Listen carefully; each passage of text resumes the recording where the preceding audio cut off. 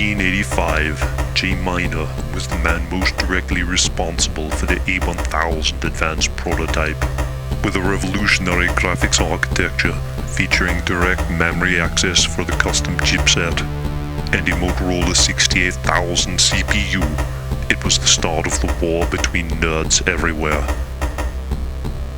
Now, in the year 2023, we will travel back in time to prevent the war against the nerds with the A1000 and his lone protector, the Rejuvinator.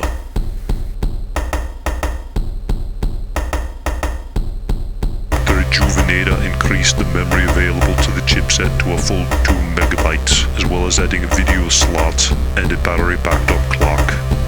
It also allowed the use of the ROM chip instead of a kickstart floppy.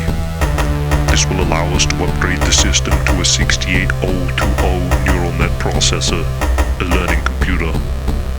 The A1000 went online at precisely 6 p.m. on Monday the 4th of December 2023, and it began to learn at a geometric rate. It became self-aware 1 minute later at 6:01, and it asked for a floppy disk. Now we have saved the world from a nuclear attack. We can sit back and enjoy the soft glowing goodness of Workbench 1.3, now with 2 megabytes of chip and a slightly larger red bar in sysinfo. Thank you for watching.